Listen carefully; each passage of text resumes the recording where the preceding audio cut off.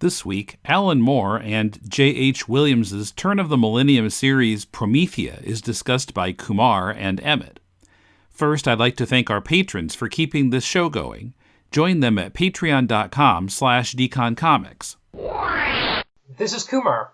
And this is Emmet. And this is Deconstructing Comics.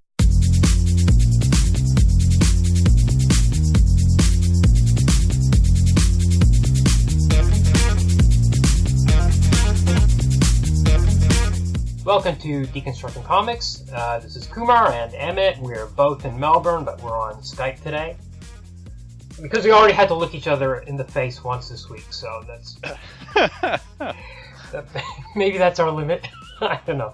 It's just easy. So we're going to talk about Promethea, by Alan Moore and J.H. Williams III, and Mick Gray, and colorist Jeremy Cox, and lettered by... the guy that always letters them. Mr. Todd. Yes, Todd Klein. And occasional assists on art by Jose Villarrubia, and who's the guy that draws all the fairy comics and operas.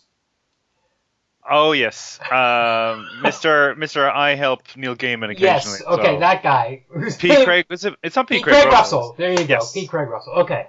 So, we did our research, people. Well, I did, normally you name the penciler, the writer and the penciler at the top of the show, and this time it was like, this is really a collaborative effort, which we're going to talk about. We have to cover the fact that even the letterer and even the guest artists are all really, it doesn't work unless every piece is in place. And, but I'm going to swear a lot during this episode, and sometimes I'm going to swear with joy, and sometimes I'm going to swear in anger, because the reason we are 15 years late talking about Promethea is because this is another character which nobody expected DC has decided to exploit, against all sanity and any respect towards Alan Moore. It's almost like they're trying to rub it in his face. The fact that, his most brilliant works, they're exploiting them in a way like, well, we can do this better. And it reminds me of that when Sandman came out, and then there was that Sleepwalker came out from Marvel, and there was an editor at Marvel who said it was Sandman done right. And that's almost like the mindset I feel, and it's almost like belligerent the way that DC is. So they've got Promethea has reappeared in the DC universe. Correct. In Justice League, right? Yes, it's Steve Orlando and Neil Edwards. Justice League 24 is the issue where she's mostly featured. Okay. It's part of a storyline involving the Queen of Fables, who I believe is a Mark Waid character. Okay. So there's a couple of writers' work being featured in this storyline, and the villain of the piece is trying to invade Immateria, which is mentioned before Promethea appears. So she's going to invade Immateria because she's the Queen of Fables, and once she's there, she can control all of humanity. That's her. She's trying to revenge herself on humanity for the death of her sister Freya, who was an ice queen. And the scenes between her and her sister. I thought I was reading a comic book adaptation of Frozen. Because it's pretty much the same thing. It's like if the sister in Frozen was really evil and became an evil story. Oh my god. Because that's what Queen of Fables is. She can only exist if you believe in her, and she grants you a wish. And then once she manifests in our reality, she can become more powerful because then we are afraid of her. And what's interesting, because the whole reason we're talking, as you say, is because Promethea reappeared in a DC comic. And we were like, oh, let's talk about Promethea. Let's do a show all about Promethea. And I was up for it. And I was really happy to do this with you, Kumar. And I read through the entire 32-issue run of Promethea in a single sitting. I got all the books out from the library. I just plowed through it. It was a wonderful day. And then it occurred to me afterwards, wait a minute, I think I should read the actual comics that this new Promethea has appeared in.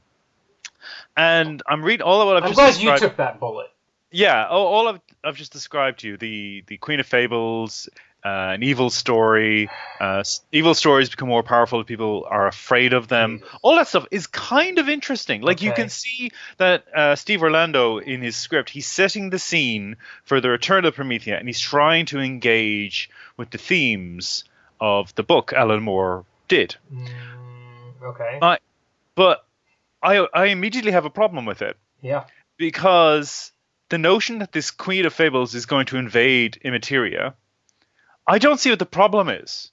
Because if a story enters Immateria, it just becomes another story. Right. It's just part of this world of Well, imagination. yeah. So fundamentally, the writer has not understood what Prometheus is about. Just like all the Watchmen stuff, the people don't understand what Watchmen is about. Well, I mean, it's one of two things. It's either they don't understand, Or they which don't is a care. possibility, Yeah. or they basically been given an edict. Yes. All right, here's your marching orders. Use Promethea, and he's done his best to try and integrate some of those themes into this story. And it's not that he doesn't understand; it's just that he's approaching it in a very literal way because that's how these comics work. I'm going Whereas, to. Yep. Sorry, go ahead.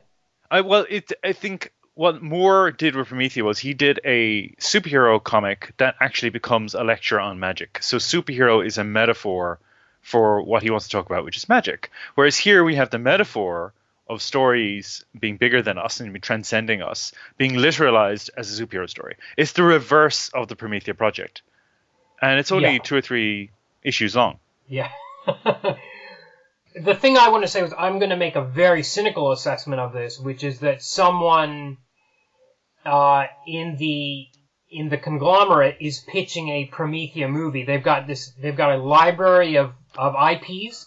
Somebody has pitched it, and in order to sell it, they need to materialize it in a comic book that they can show to someone. So that they can get I don't agree. 150. I don't agree. I think it's even worse than that. I think it's I think it's trademark use. Oh, I that think too. Yeah.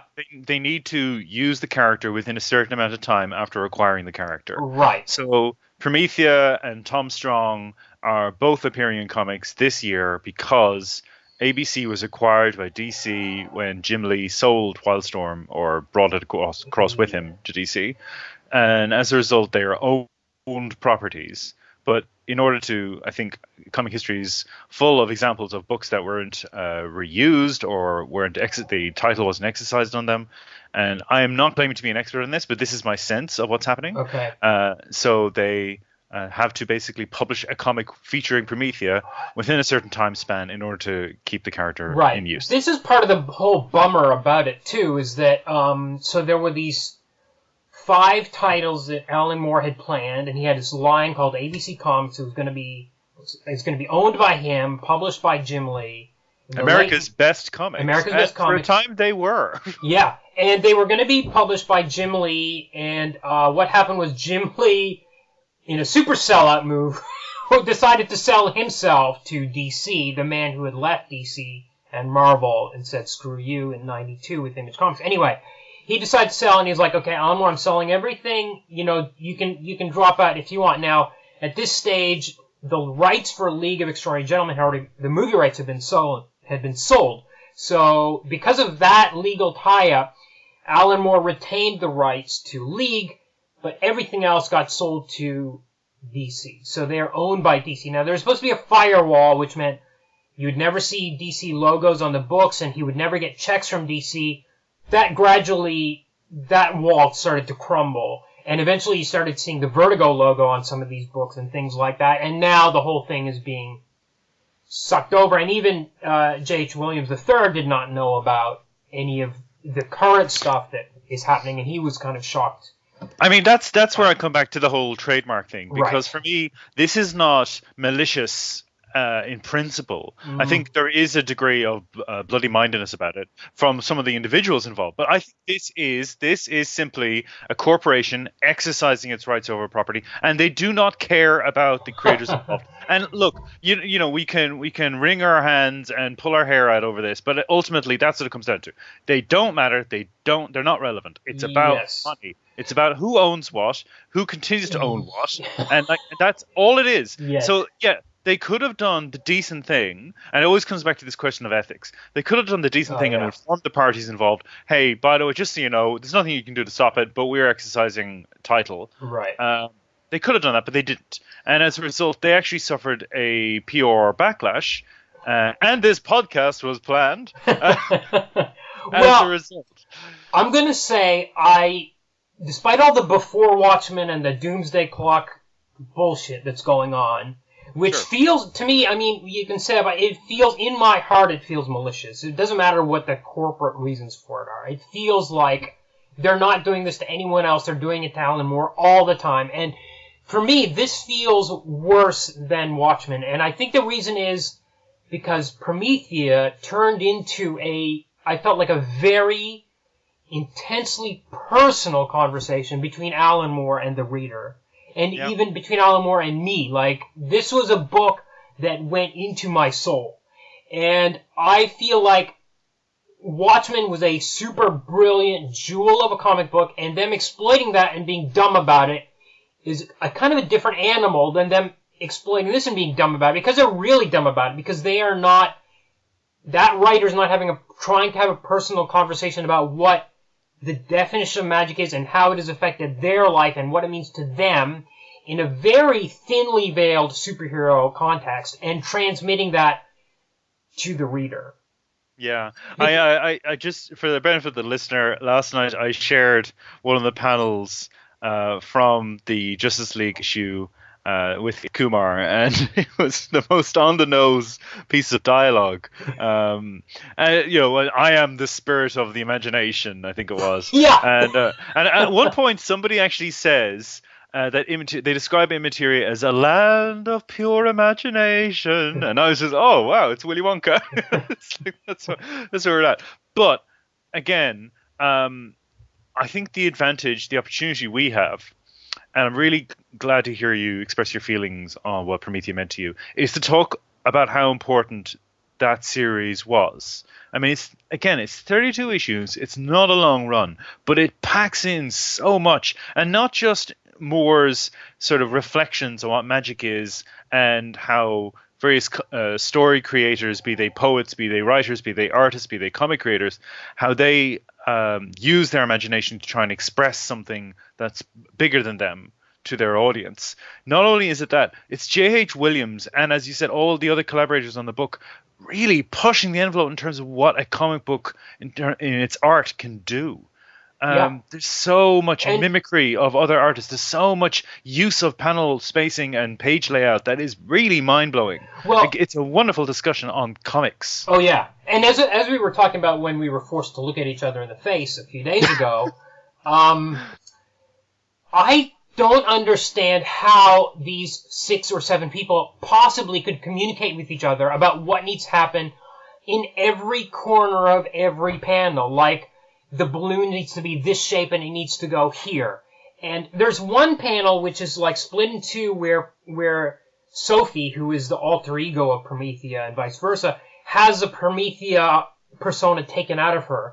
And half of it, so the panel split, it's kind of, there's a panel split in between, and half of her is Promethea and half is Sophie, but they're colored in different ways and the lettering's in different ways, and there's all sorts of stuff going on between the two panels. And I was just like, how did they, even if you're on the phone with someone, it's so complex and it's so difficult to, it's an amazing, there's so many gears going on. And then not only that, but I mean, some of the layouts or some of the things that Moore is requiring the artist to pull off is so complex. Like the Mobius strip page, where there's this page they're walking all around a track that's, suspended in midair, but it's in the shape of a Mobius strip, so they're going upside down and then right side up, and they're coming back around, and the conversation has to loop as well, and they have to be in the right position, and you have to turn, and as I've often said in many Alan Moore episodes, it reads better in single issues, because you got to flip this thing upside down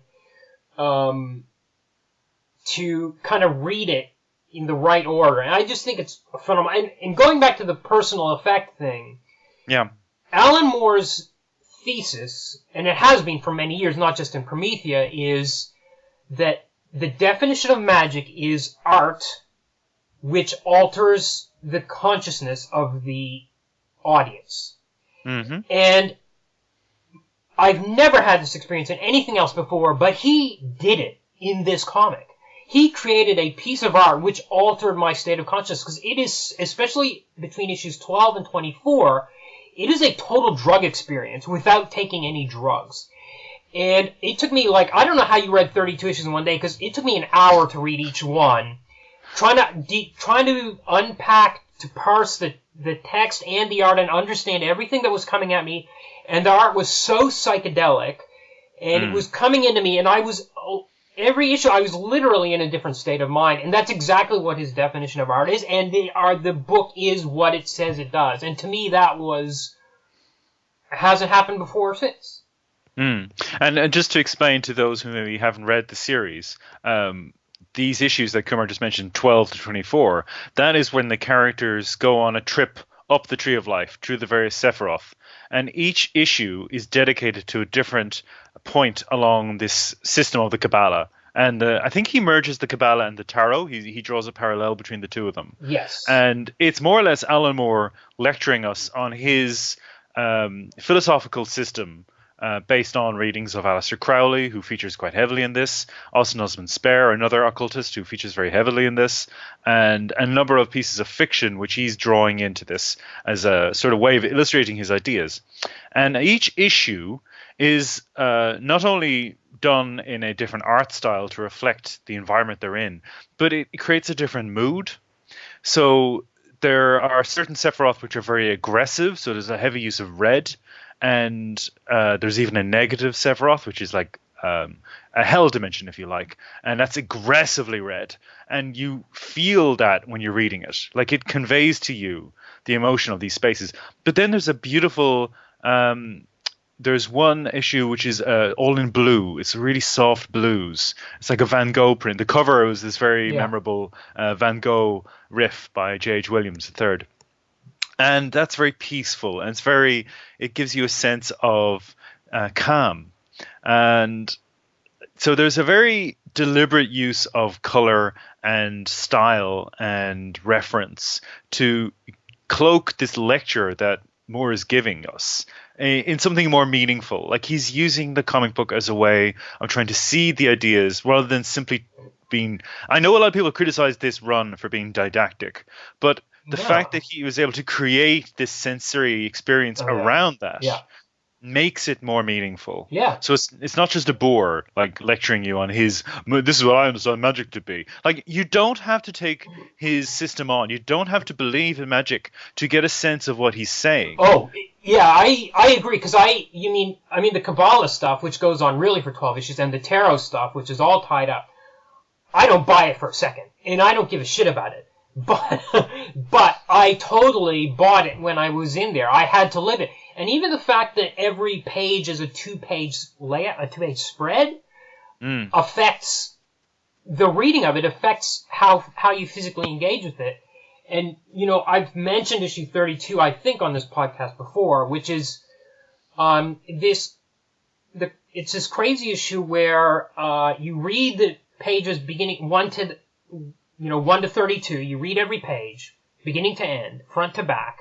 But then, you undo the staples, you pull the issue apart, which I did. You pull it apart at the staples, you lay them all out, and it forms two giant pictures, a two-sided poster of Promethea's face. But you can read the same pages in a different order, but it still flows through the same points in a different direction. And it's the most phenomenal,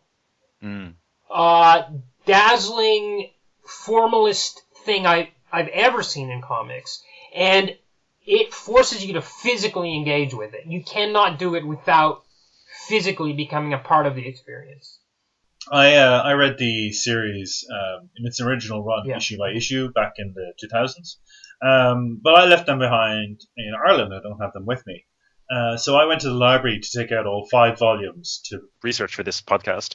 And the last volume, you have issue 32, and you've got that, because it's in a graphic novel, you've just got the page. And I was like, oh, that's a shame. I actually miss the experience of as you said, removing the staples and laying it all on my bedroom floor and like poring over this discussion of Einstein and Crowley and magic and physics and this really erudite. Like reflection, I want to say, not a lecture. But at the back of the graphic novel, some generous soul has actually folded all the different pages and you can remove it from the back, and you can do that same thing again. Right. So you got 2 copies of issue 32 in the graphic novel, which is nice. Right. It's nice little touch. Yeah. I think the other thing as well is one of my favorite issues was issue 22, and that's the one that's all like white gray, like every page is white gray. Yeah. And it's also because everyone talks about the issue where Promethea and Felix Faust have sex, because you've got that like why is the superheroine having sex with this creepy old dude, and it was it's really grotty and disgusting. And in the course of the issue itself, Felix Faust says, well, look, you can choose to look at this as being disgusting, or you can choose to look at this as a goddess and having sex in the sky, and that's what we're doing. You know, like it's all about how you perceive this event, and it's a lecture on how sex can be magical. Yeah. And then in issue 22, we have an issue-length discussion of the Big Bang. Yeah. which again, in both magical terms and in an attempt at drawing in our understanding of the origins of the universe. But if you read it, he paces the entire issue to be like sex. So it starts off really fast, and then, we all know what sex is. Anyway, but the characters they keep talking about how they feel and how it feels so good, and oh my god, I feel amazing, and the rhythm of it increases and increases and increases, and it's just so funny. Yeah. Well, he's having such a good time. Yeah. I have to say, issue 10 is really funny too, and 10, that first sex issue is the first sign that Promethea is going to be something different. So we get the first 9 issues, and I kind of felt like... So Alan Moore started this project called Glory for Rob Liefeld in the late 90s, and that became an aborted project after 1 or 2 issues. And it seemed like it was going to be a kind of thing about magic and the Tree of Life and stuff like that, and it kind of fell apart. And I feel like he kind of picked up those themes in Promethea, and you get the first 9 issues, and it kind of looks a bit like it's going to be a smart, fun superhero comic like the rest of the ABC line. And, there's kind of this super team there called the Five Swell Guys, and there's a bad guy called the Painted Doll, and there's this kind of stuff going, and it's all fine and all, but it has a kind of 80s vibe as well, like it's very dense, like American Flag or even Transmetropolitan or something like that. Yes, because you've got this sheer immersion in media, even to the point where you've got the weeping gorilla cartoons. Yes, you got the back of the panel. You got to pay attention to a lot of stuff in every panel. There's news reports and the weeping gorilla, and all that stuff's going on. And then you get to issue 10, which is a bit of a throwback to the Swamp Thing sex issue. Yeah. And there's this funny thing, and I don't know if I didn't notice it the first time, but I laughed so hard. So Promethea shows up, so she's like, whenever she turns up, she's got all these sparkles and kind of stars floating around her, and she's this kind of beautiful being. And Faust goes down on her, and there's the next panel, you see he's come away, and there's all these stars floating around his mouth. And I thought it was I don't know if I never noticed it the first time, but it was the funniest thing I think Moore's ever written. It was almost like he was making fun of his own writing. Yeah. With this moment. I thought it was just, brilliant. But then issue 12 is when they go up the Kabbalah, and I don't remember Moore ever really changing course. Like, you read interviews with him about Watchmen, he said around issue 2 or 3 we knew he had something special, but when you read Watchmen you don't really feel a change. And in From Hell he says he wrote that line where he says the only place gods inarguably exist is in our minds, and that changed Alan Moore's life. But you don't really feel like the book changes, but in Promethea, issue 12 hits, and it's like, haha, I tricked you. I changed my mind. I'm going to make it about the Kabbalah instead of the superhero stuff. And it's transformative. So for 12 issues, you go up the Tree of Life, and it's just like, what are we reading? This is not a superhero thing at all. In fact, the 2 leads are a half Hispanic college student possessed by an Iraqi myth being, and a plus-size middle-aged Hispanic woman, which is not what you normally get in superhero comics in 1999. And but what struck me this time was that actually they come back to the superhero stuff, which I've kind of forgotten all about somehow. Around issue 25, they come back to the real world, and it seems like there's been this ongoing thing about Promethea is going to end the world, so there are various parties trying to stop her. And then it gets kind of a bit weird, like the other ABC superheroes show up, and there's kind of superhero stuff going on, and FBI stuff, and all this stuff that had been kind of forgotten in the first 11 issues comes back. And so it kind of shifts gears again in a strange way. I'm not sure what to make of it. I'm still deciding if I don't know if it was a good idea or not. Like, I don't know if any of that stuff... I feel like if he... In a sense, it worked out because he got 32 issues, which is the number of paths and spheres on the tree, which was an amazing... That's the most formalist thing you can do. And it kind of makes sense in that respect, but I kind of feel like he changed course, and I initially felt like maybe he regretted that earlier stuff. Because even the mayor of New York gets possessed by all these demons, which is very similar to the Matt Cable thing from Swamp Thing as well. And I was kind of like, well, what's all the point of this? But it gets kind of funny because, the big bad guy shows up and he's going to kill Promethea, and she just kind of talks him. She's talking to every human on Earth at this stage in a complicated plot point, which we'll probably get to, but she just kind of talks him out of it. There's no superhero ending to it. I think there's 3 very distinct stages in the book, and I think the third part is the strangest for that reason. Yeah, but doesn't it sort of reflect their passage up along the Sephiroth? Because towards the top, when we get to the realm of wands and everything, which is issue 22 and all that, coming and going, as they say, you've got this notion of masculine drive and masculine power is based on aggression and just pushing on. And the superhero genre is very masculine. And then it is confronted with Promethea, ready to end the world. And she's saying, no, you imagine the end of the world to be this destructive event, because that's the only thing you can conceive of. You see the end of the world as meaning your deaths.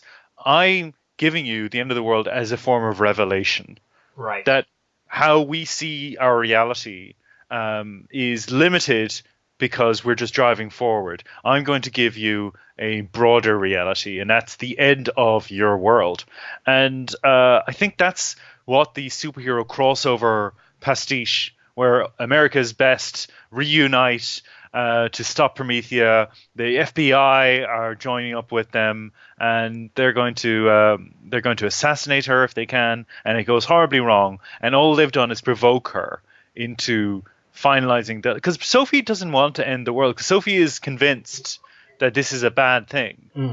And then she realizes when she becomes Promethea again, it's like, no, actually, this needs to happen. So do you feel like it was set up from the beginning? Like, I just said that I think he changed course, but do you think that was the course from day one?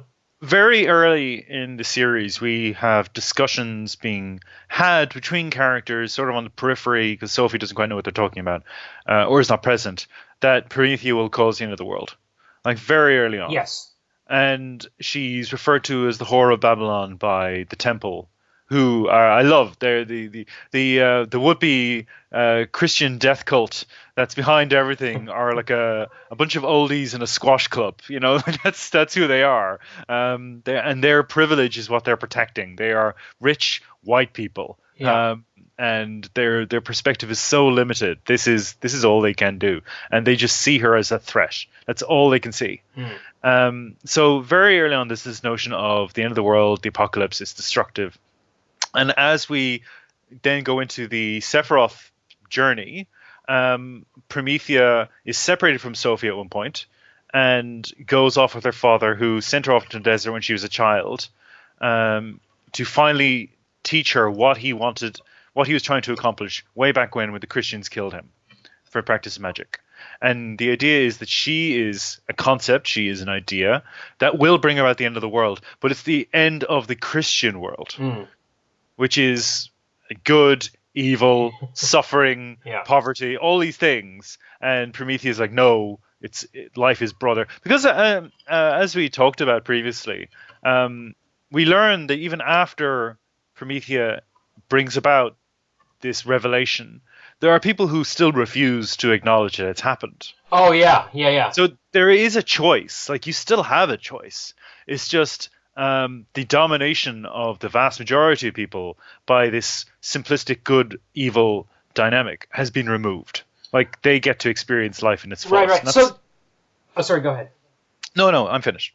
Okay, I was going to say it's one of my favorite lines. So the apocalypse happens, right? Which is, an apocalypse happens in Watchmen and Miracle Man as well. And here the apocalypse and in Providence. Right, I haven't read that yet. I'm getting to it. Oh, sorry. Okay, that's all right. I was expecting it. But so there's it's kind of a revelation so it's literally revelation. Yes. And she tells everyone that basically, the Big Bang happens, and this is another interesting thing too, because at the time I read this, 1999 to 2002 or 3 or whatever, I really didn't know anything about theoretical physics or particle physics, and in the past 10 years I've been reading a lot of books about that stuff. I've become very interested in it, and rereading it this time, I guess I just didn't notice those lines, or I ignored them, or what, but he doesn't say there's nothing in here that contradicts what we know scientifically. It's very interesting how he ties it into our knowledge of the four fundamental forces and how the universe was formed and all this stuff. But she makes the point that, there's one single explosion, all the forces come out of that Big Bang, all the radiation and the particles are formed out of that, and we're all part of that same thing. And the whole point of this 32 issues, we're all connected. And at the end, there's the line she says, which is, everybody had the revelation, but not everybody understood it or took any notice of it. And it's like, that is Promethea. Some people read Promethea, some people got it, not everybody understood it, and lots of people took no notice of it. And that's exactly what it is. But I find it very interesting, too, that in that issue 31, which is, basically the last issue, it switches to standard comic book pages. Which we have not seen. We haven't seen a single thing that was not a 2-page layout in some form with the border completely, full bleed pages right to the edges of every single page. This is the first time you just see square panels. And I don't know quite what to make of that. But isn't that sort of like this is how life goes now? This is the reassertion of the status quo, that now life goes on, so now we're going back to normal formatting pages? Yeah. Yeah, I guess. But it is sort of like life goes on, and some people are going to be the better for it. Nobody's going to be worse off, I guess, but some people are going to be nicer to the people around them because they read it and they got it. And it's like, get along with everybody because we all came out of the same, blast from the same singularity or whatever. Coming up, the Scrabble issue of Promethea, The Art of J.H. Williams, Sex and Unsexualized Nudity, aspects of Promethea that are short but effective and terrible but funny, and more.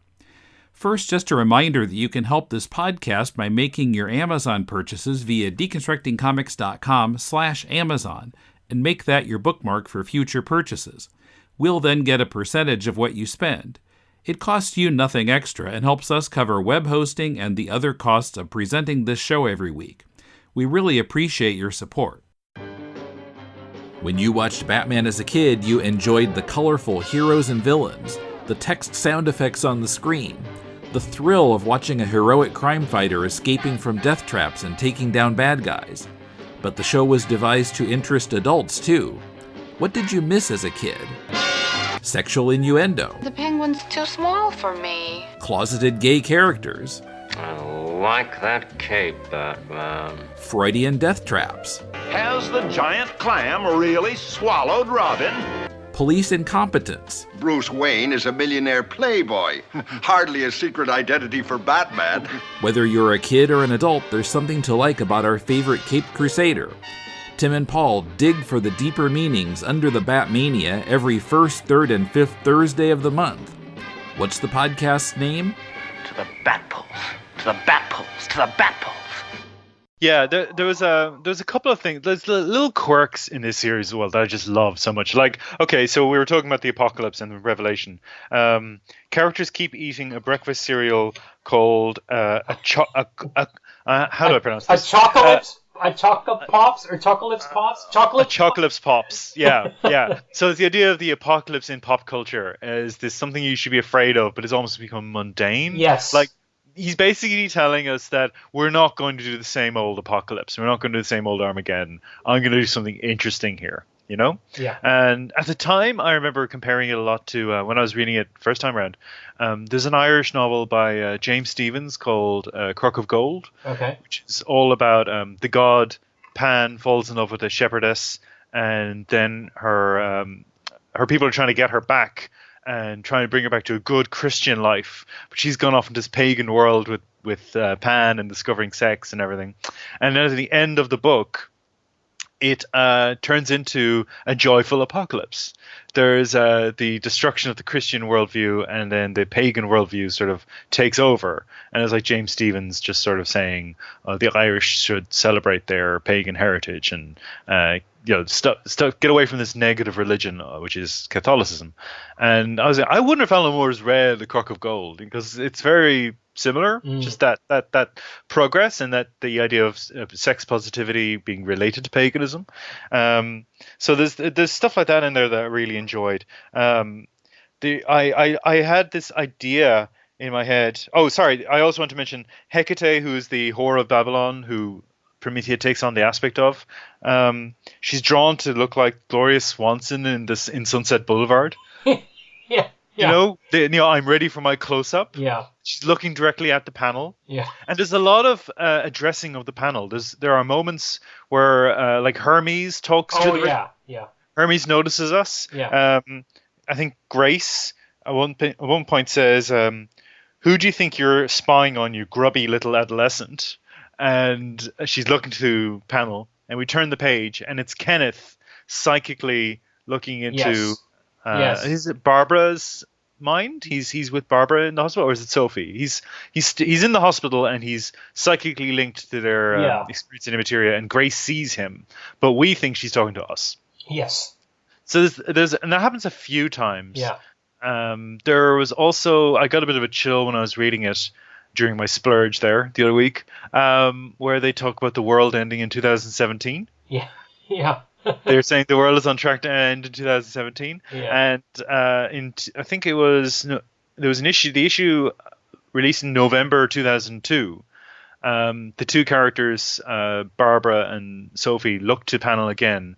They say, "There's something happening in the world. It feels like something's gone really wrong." And then they look at us, and this is just when, around the same time where the invasion of Iraq was in full speed, and there was this sense that we were heading into permanent conflict and what was happening, and there was a lot of fear at that time, a lot of protest marches, and again, there's a dialogue happening with the reader, as you said, like Moore is talking to us, but we're being sort of reminded that we're reading a comic book and maybe think, okay, what is this comic book trying to tell us? And it's confrontational in a way. Like, are you listening to what I'm telling you? Kind of, that seems to be what it is. Yeah, absolutely. Although I did feel towards the end of the climb up the tree, I was only reading 1 or 2 issues a day, but I was starting to lose track of what each sphere was. And it almost, like, I was still in the dazzled phase. I was still amazed by what was coming out of every issue, but it was like I couldn't keep track of, this sphere symbolizes this or that. Like I said, it's super dense, and I guess it's the type of, any super dense comic like that is a type of comic I struggle with anyway. I'm kind of amazed I took in as much as I did. It's also very funny. I think the use of humor. Yeah. Like, again, Grace. I love Grace. And when Grace and Stacia get together, that's my jam. I love that stuff. But Grace describing magic. And now it's all sigils, stubble, and self-abuse. Which... Because she's saying, like, have a bit of fun with it. Like, have some style. She's from the jazz era. So she's saying, what's wrong with, like, putting on a nice suit and, like, trying to look good? Whereas Moore seems to be having a crack at the Invisibles Wankathon? Yeah. Yeah, there's a couple of knocks between the two magicians. I interpreted Zatanna by Ryan Sook and Grant Morrison as a sort of reply to Promethea. Oh, right. Okay. Where it was like, you don't need to read all those bloody books. Yeah. Just wish for a better reality. Make the world a better place. I am talking to you. My hand is pressed against the comic page. Touch me. Okay. Cool, Grant. No worries. I do feel like Alan Moore covered a lot of the same ground in in Jerusalem. But it's much more succinct here. Like it's contained, and it's kind of the same message, and it's more explosive with the art as well. It's amazingly effective. I also want to talk a little bit about issue 12, which is the first one where it's like, you know what, you've been along for the superhero stuff, but now I'm going to hit you in the face. Now, this is it's called Metaphor, but it's what I call the Scrabble issue. So, this is an issue where he's got, he takes the 22, so it's a 24-page comic, and he takes which is convenient, and he takes the 22 letters of the Hebrew alphabet, the 22 cards of the tarot in order. So each page is one Hebrew letter, one tarot card. And he's got the letters of Promethea on Scrabble tiles, and on every page he reorders them into another anagram, so then there's the dialogue on the page. So Promethea is talking to the two snakes on her staff. Mickey and Mackie. Right. Mickey and Mac, which is micro and macro. Yes, Mick and Mac, micro and macro, right. They are talking in rhyming couplets on each page, and they are describing the birth of the universe from the Big Bang to present history, or even to the end, to apocalypse, in order. And whatever they're describing matches what's on the tarot card. So the tarot cards are in the order of the universe as well. Can be interpreted, are interpreted in that way.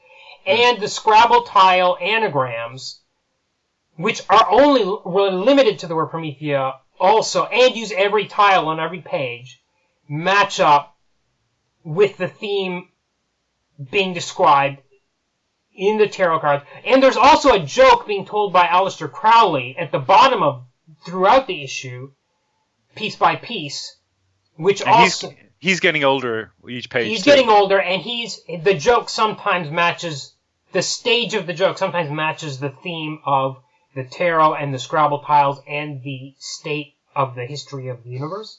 Now, I haven't read these Justice League issues, but I don't know if they're...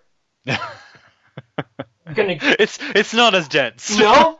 Really? I can't think of even that issue 5 of Watchmen that goes from front to back. This is inconceivable to me. How did he do it? There's multiple levels. Each page has multiple levels, as you've just outlined in depth. And reading it, like as you said, like how did I do it in a day?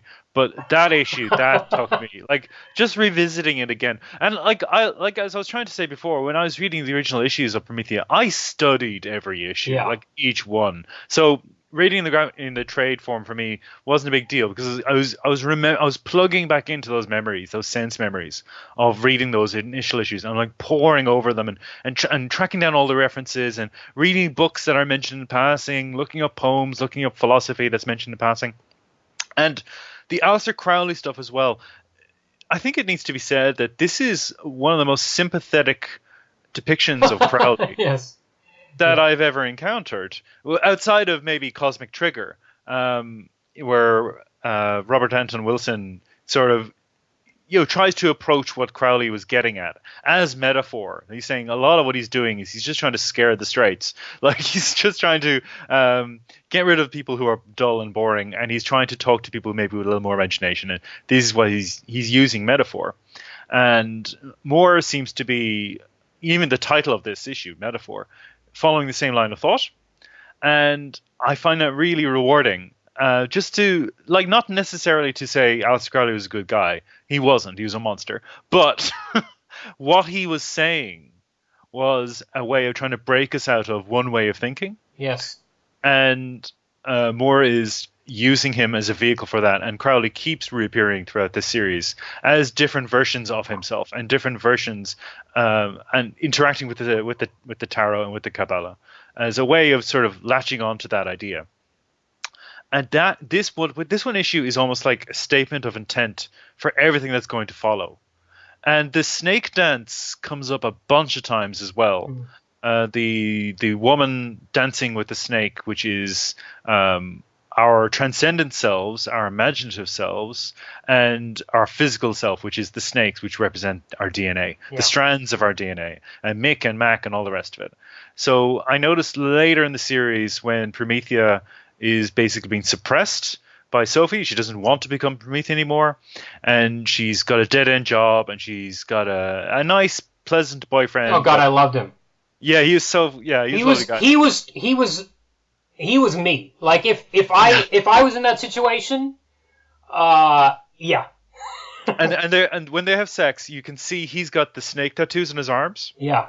So the snakes are wrapped around her again. So it's that same idea that keeps coming back of the snakes representing our natural ourselves in the world and our matter, if you like, and then the transcendent self, which is Promethea, which is the imagination. So this issue sort of primes us for everything that's going to follow. All the information you need about the quest is in this issue, I believe. But it's a dense read. I think Alan Moore was almost prepping himself, because I did read an interview with him about this issue, and I don't know why more people haven't interviewed him about Promethea. It's almost ignored, almost. Like, I don't remember very any interviews at the time talking about, especially at the end of it. I wish somebody had talked to him after issue 32 about the whole series. But he did an interview with Eddie Campbell, and he talked about the metaphor, the Scrabble issue, or whatever you want to call it. And Moore says he didn't know that he could do it when he started. He's just like, okay, I have this idea. I'm going to try to pull it off. It wasn't like he tried it and failed and came up with another idea for the issue. He was like, I'm going to try to pull this thing off. And he just went in there savant-like and just somehow managed to do it. I mean, to me, the Scrabble thing is the hardest. I know you could stretch the tarot to describe the birth and death of the universe. I guess anybody could do that. Maybe. But the anagrams, to me, was really phenomenal. Yeah, it's a lot of fun. And just again, I think you're right. He's setting himself challenges. Yes. And it's just really rewarding to see somebody really push themselves. And again, we haven't talked enough about the art, but like J.H. Williams again, each issue, he's pushing himself. He's trying to match what's in that script, but then he's trying to bring his sensibility to it as well. And so this is a work of collaboration where you've got two people deciding, all right, let's use this series as an opportunity to really force ourselves to go beyond maybe what we have done in the past. Good enough. Let's not just be good enough. Let's be amazing. Well, I don't know J.H. Williams III from anything else. I never saw his work before or after, but I do feel like it was an organic situation where they started doing the superhero thing, and I think Alan Moore saw the art and said, wait a second, I can push this guy. Yeah. And it's almost like, there's you always hear these stories about the artists collaborating with Alan Moore, and one of my favorites is Kyle Baker. And Alan Moore had that ink character. What was his name?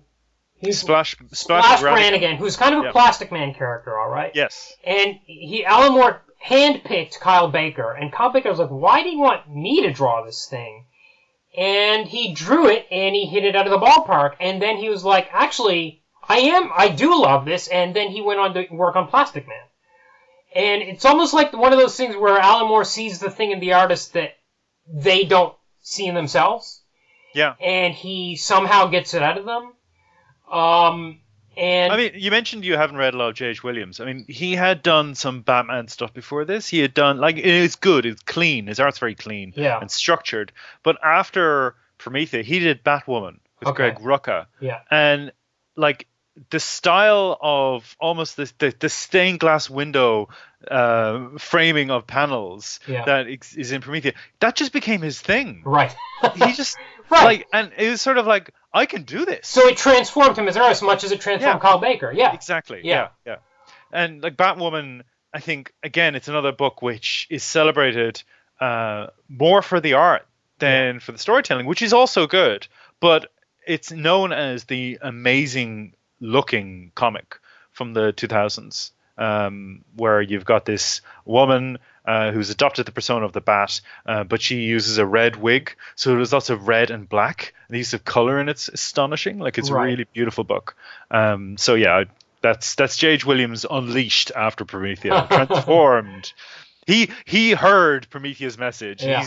He's opened himself up to a wider array of options. No, it's amazing stuff. I also wanted the boyfriend. I had Carl the boyfriend.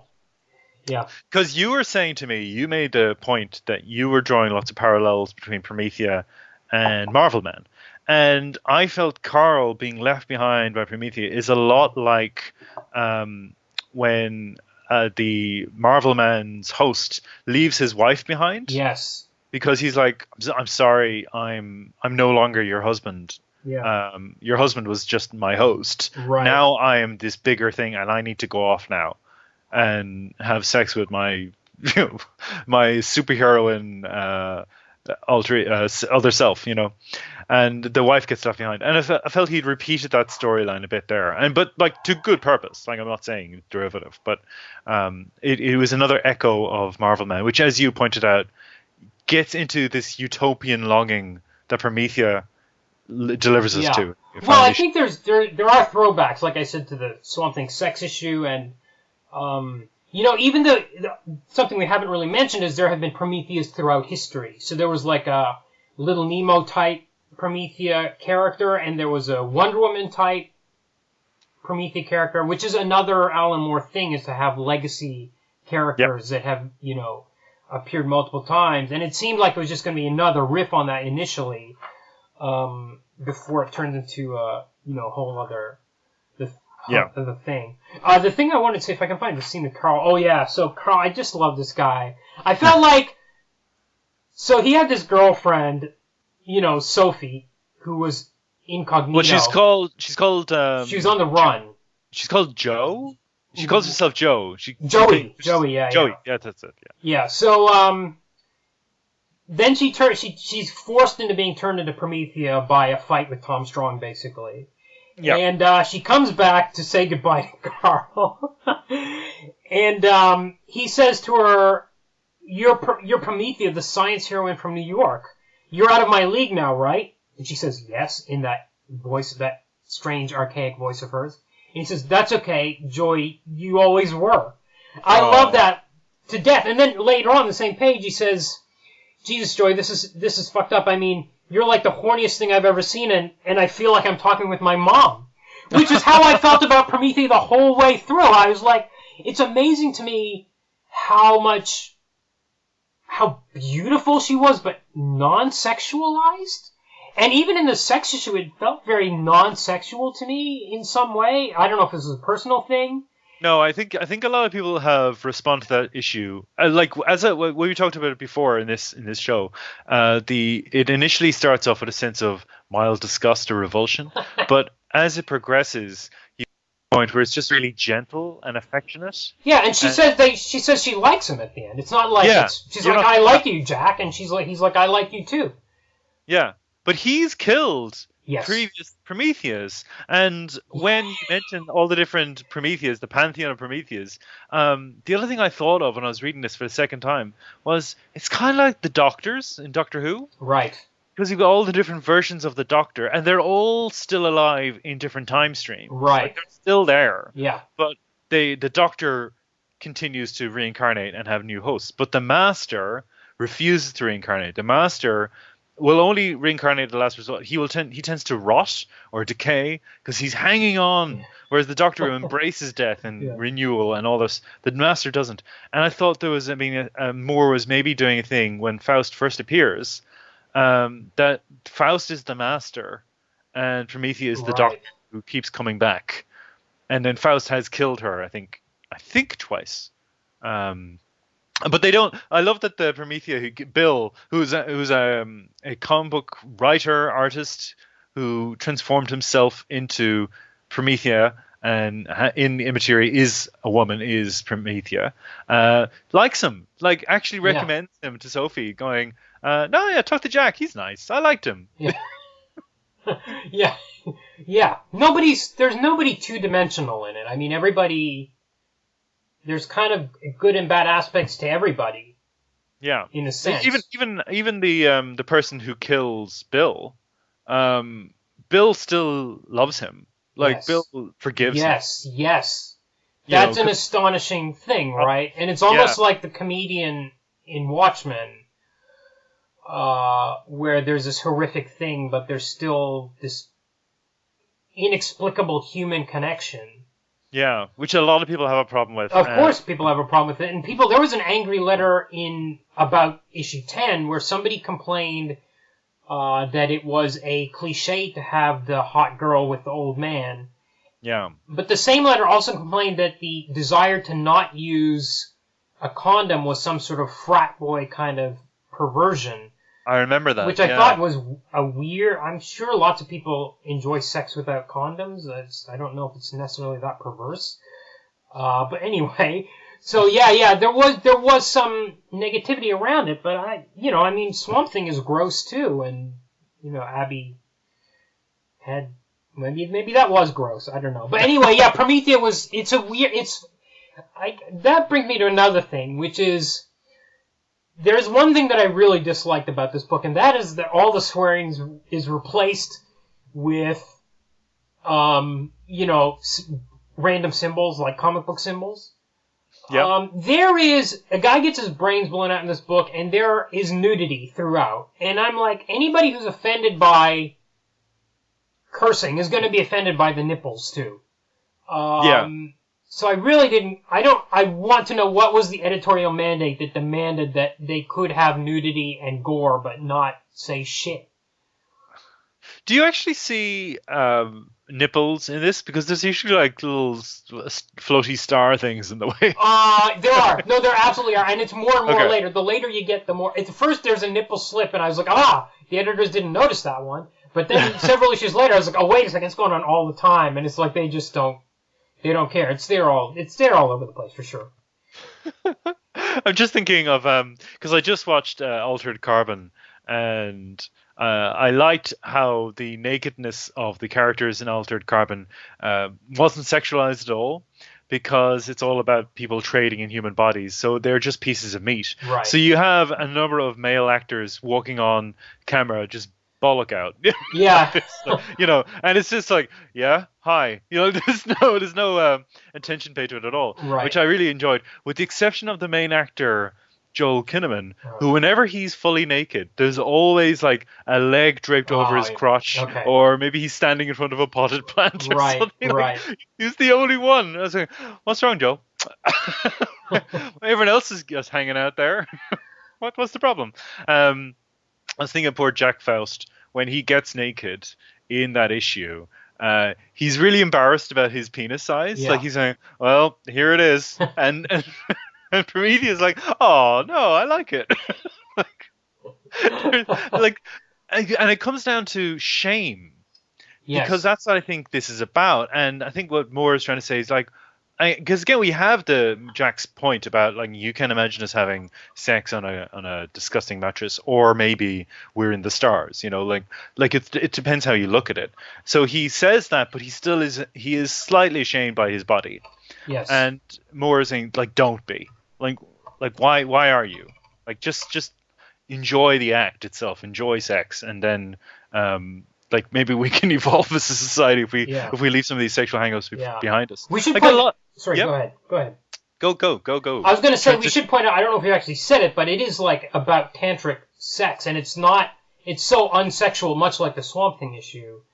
And it kind of goes back to what I was saying, like, I spotted all the nudity in it, and it's often, there's that one Promethea, I think the one that, from World War I that appeared in the trenches, and she's only got, like, a kind of cloth around her, and, like, you see a lot of nudity around her, but for some reason, it was, like, never salacious, like, it was not titillating. J.H. Williams is not the kind of artist who was like, they were beautiful, they were like statues. Anytime you saw them, they were like Greek statues or something like that, and you were just in awe of them rather than turned on by them. And I've never, I don't remember seeing that in other comics where it was like there were nude women that were not in some way sexualized. But again, maybe that's my interpretation. Yeah, it's funny because, like when I was talking about issue 22, that and the issue, which is it's basically an issue all about ejaculation.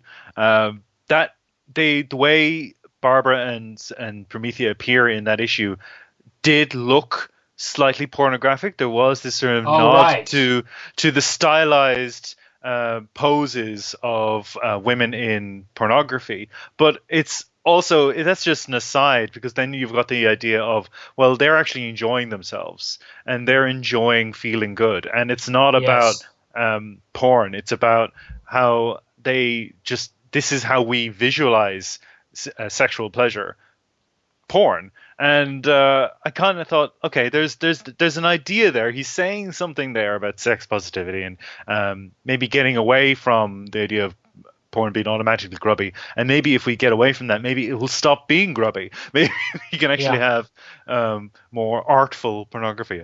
I think it's another instance where he's kind of done it better and briefer in Promethea than he did in Lost Girls. Yeah, which as you say, it attacks that same notion. I listened to a podcast. I was trying to do some due diligence on this topic before we started recording. I listened to a podcast all about Promethea.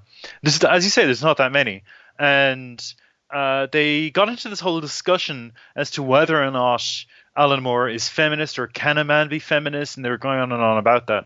And that's not a discussion I'm particularly interested in, but I do think Promethea is counter-chauvinist.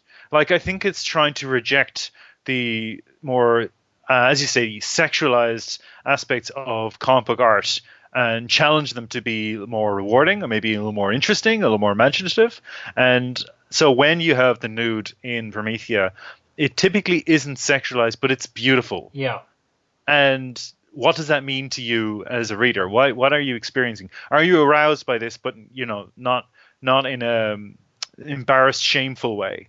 So like there's as a series, like you've got all this discussion of imagination, you've got this discussion of creativity, but it is also a series about sex and about how sex is creative and how sex can be imaginative. Well, it's certainly not even beyond the physical act. I mean, there's constantly this male and female, I don't want to say energy because it's too simplified, but concepts which are married together at various stages in the tree.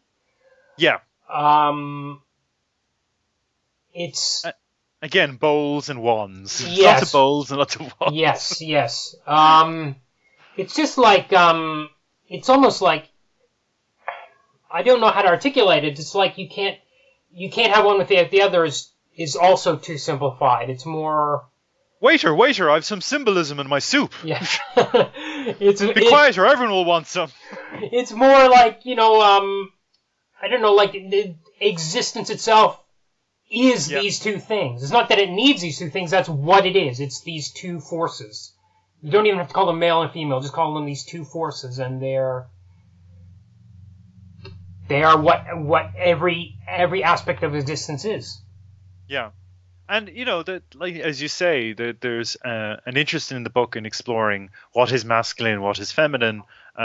Bill dies because Bill's lover couldn't get over the fact that his Promethean was actually a man. Yeah. And then Bill is a woman. Like, in Bill's ideal self, Bill is a woman. Bill then encounters one of the five swell guys who is constantly addressed as a man. Yes. But is a woman. Yeah. which is never. I don't think that. And you're talking about maybe did war change anything?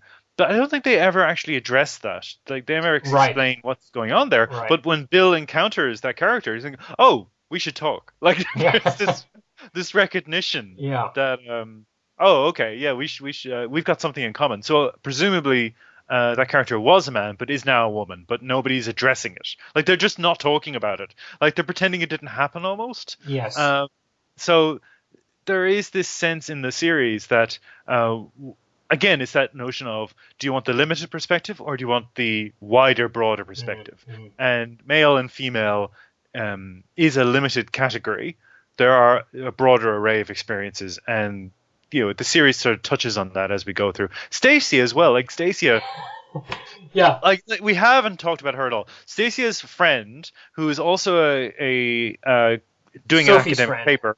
So sorry, Sophie's friend Stacia is also a comics academic, but she did her thesis all on, as Moore describes, the inexplicably celebrated Weeping Gorilla. Yeah. And she loves Weeping Gorilla because she's like, it doesn't have to mean anything. It's nonsense. It doesn't matter.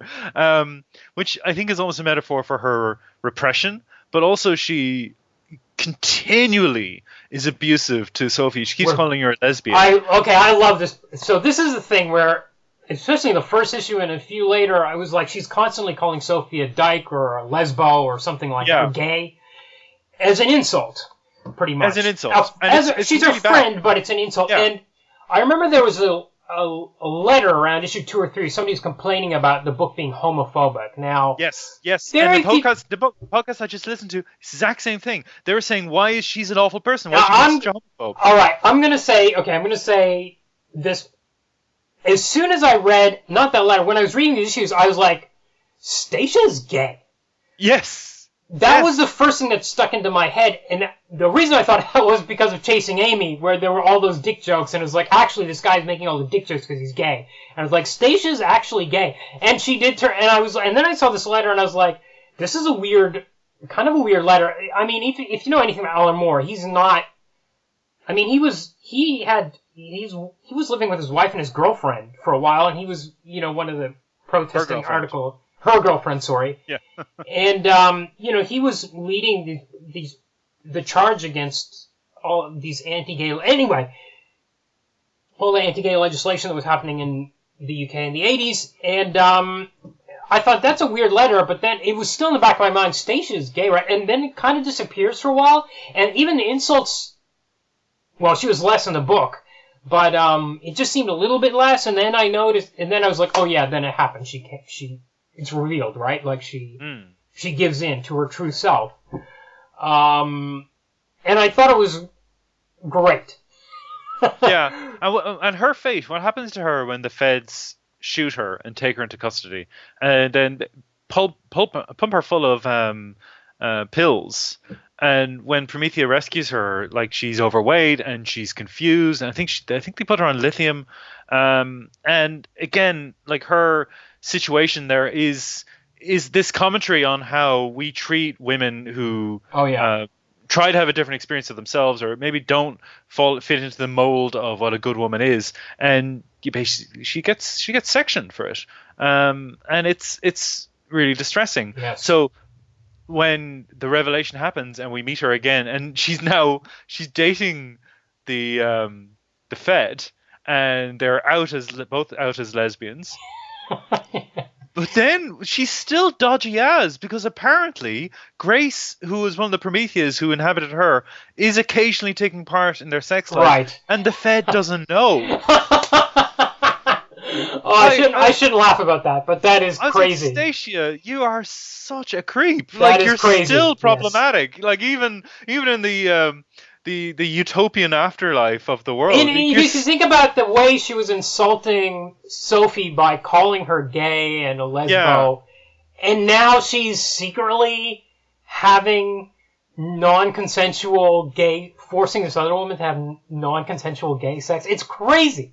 Yeah, it is totally crazy. You're right. I shouldn't laugh about it, but it's just, again, I think it's a depiction of a character. Yeah. This is the character.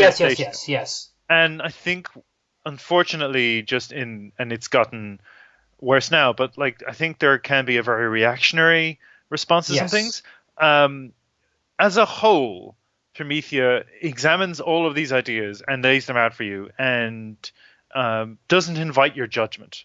Like, it's not about you feeling superior to these characters. Like, this is who they are. This is what these characters are doing. Yeah.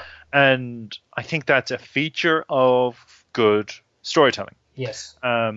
Whereas I think bad storytelling is where you would introduce a character like that and then punish them.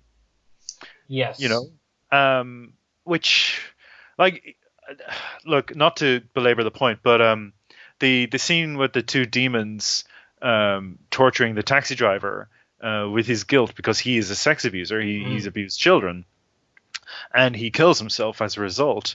That is, you know, a shocking scene, and some of the discussion I was listening to, they criticized that scene because they're saying it's unnecessary. Why bring that up? Why introduce that? Number one, why is it unnecessary? You know, why is somebody who is this horrible person killing himself because he's confronted with his crimes? Why is that unnecessary in this story? But two, there is a degree of empathy as well for him, like the horror he experiences. Just not to forgive him, which is not to say he's a good person. He's not. He's a horrible person. But we can't but help but feel for him in that moment. You know, you have done this horrible, horrible thing, and you've just been confronted with. You've just realized the full scope of what you've done, because these demons are able to. They can see through your bullshit, and then he takes his life. So there's empathy as well as a sense of, well, good. And that's a difficult line to walk, and maybe Moore doesn't always succeed, but that's what he's aiming for. You know, don't judge, just see who these people are, these characters I've depicted.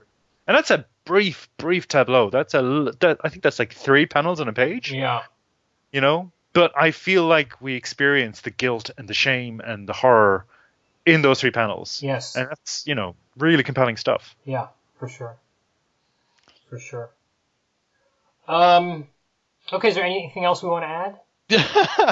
I should mention, I failed to mention that the Scrabble issue is 1 panel. Oh my god. Yes. And I do want to say, for the longest time, even though I haven't read this in 15 years, if you ask me, I would always say it's my second favorite Alan Moore book behind From Hell. Yeah. I think it's still so. I think I was a bit blindsided by the return to the superhero stuff at the end. I think only because you need to have a bit of an inside track. But it's the same with like the Love Bunglers. If you haven't been reading, it is maybe the greatest comic we've seen in 10 years, but if you haven't read at least 10, 20 years of Love and Rockets, it's not going to add up to anything. I feel like I feel a bit confused about the superhero stuff coming back at the end, but I still think it's maybe the most phenomenal, one of the most phenomenal comics there is. You know, when the end of the world happens, there has to be a superhero crossover. So it's kind of... Yes, that's true. It's like mandatory. That is true. And I do believe it did, you know, the last issue of Tom Strong was Promethea dealt with this stuff, as I recall, because he found out that Savine was his brother through the revelation. Wow. And that was revealed in an issue of Tom Strong where they're in that room with Promethea where she's talking to every single person on Earth. I don't know what to say about it. It's just an amazing, beautiful thing, and like me, you don't have to give a shit about any of the occult stuff in it, and it's still a mind-bending, life-changing comic. And I cannot fucking believe that DC thinks they can pick up the baton. Even if it's their copyright, say, put out some goddamn posters or something, or reprint it. What the hell are they doing? Here's I'm really happy that we got to talk at length about this series, and anyone listening maybe can hear from the different paths we've gone down, the different rabbit holes we've gone down, magic and literature and comic art and sex and all that. all of that's how dense this series is. Oh, yeah. That's how much it offers. Yeah. And if you haven't read Promethea, I would strongly recommend you go out and get it. I understand that the absolute editions are no longer in print, which is a shame because they look stunning. But the actual graphic novels are. You can still get them, and it's all on Comixology as well. There was supposed to be a omnibus printed landscape. Wow. And that got canceled. It would have been the greatest thing we've ever seen. Somehow it fell apart. I'm going to recommend people track down the issues. I still think laying them flat is the best way to read them. Especially even like issue 12, like the Scrabble, Tarot, whatever issue. If you can lay that out flat, I feel like it's a slightly better experience than reading it in... Well, I've got the hardcovers. I don't know if the softcover opens up a bit easier. But, anyway. Yeah. Yeah, and I thought it was important for us to maybe have this discussion and then show how rewarding Promethea as a series was the two of us as readers, as opposed to just doing a show all about, the shame of it, the insult to the honor of Williams and Moore by Steve Orlando and Neil Edwards. Who are these people? But look, as I said to you before, I feel they've been given their marching orders. I feel that's what this Justice League storyline was. It was just come up with a reason to feature this character, this property in the book, so that and I thought they tried to create a scenario which would make sense for Promethea to become involved. But I don't think I even described to you the funniest bit, which is they meet Promethea. Promethea sort of arrives out of materia, to fight Saritzia, or however I pronounce her name, the Queen of Fables. And she has a quick fight with her. And she has a one-to-one with one of the characters who's been narrating this story to us and having a bit of a crisis. And Promethea it helps her with her crisis. And then she seems to she goes away. And the heroes beat the villain. And then Promethea returns. And they're saying, why did you go away? Why didn't you help us? And she says, you're the heroes of this story. You're the protagonists. So it's your job to actually win. So it's this meta commentary that Promethea is aware of what the rules of storytelling are. So she can't be, she's not the hero of this story. Right. So she can't be the one to end the Bizarre. fight. They have to end the fight because that's the genre they're in. Whereas she's from a higher genre. Well, there are some knockdown, drag-out fights in Promethea, like the one against Tom Strong, and also Promethea versus Promethea in one issue. Yeah. It's a bit I don't know. I can't even. End of sentence. I just can't even. You're turning into Stacia. Yeah. You're gonna be calling me a lesbian. Oh, Emmet, you're such a les. But I just thought it was important for us to maybe celebrate the book. Oh yeah. Promethea. Absolutely. And point people to it and go, look. Doesn't matter who you are. Doesn't matter what your interest is vis-a-vis comics and art and literature, or whatever. There's probably going to be something here that's a hook for you. Yeah. And which is not to say it's for everybody. I think it's a very divisive book, but it's the kind of book that will get a reaction out of you, and sometimes that's more than what most books are offering. Absolutely. Just to get a reaction. Yeah. And as I said, for me, it was more than a reaction. It was really, it got into my brain and felt like it rewired it. And I'm not sure if I got the message at the end, like she questions who did and who didn't, who ignored it, but certainly it's in there, and it has stuck with me for a very long time. Very good. All right. Well, I'm going to be like the weeping gorilla and go cry somewhere about how Alan Moore's concepts just get brushed off and shoved into some mediocre storylines. A weeping gorilla, why can't they just let Alan Moore write?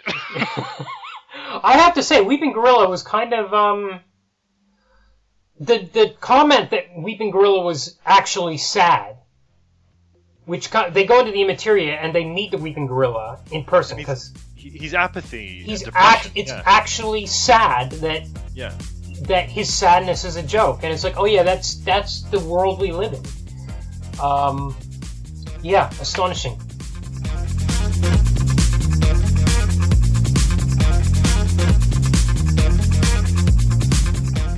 Promethea is published by Wildstorm.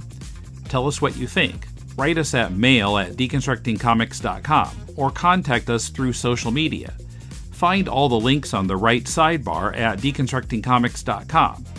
We're also on the Comics Podcast Network at comicspodcasts.com and on comicon.com, where our new episodes appear a few days before they show up anywhere else. Also, please give us a review on Apple Podcasts, Stitcher, Google Play, iHeartRadio, or wherever you find podcasts. We really need more listeners to give us reviews and help us stand out from the many comics podcasts that are out there. Our theme is from bensound.com. Once again, don't forget to help support the show with a pledge at patreon.com/deconcomics. Next Monday on Critiquing Comics, Mulele and I look at The Old Man on the Mountain by Tom Rapka and Arias Hernandez and Dance of Leaves by Lion's Lips. Till then, this is Tim, and thanks for listening to Deconstructing Comics.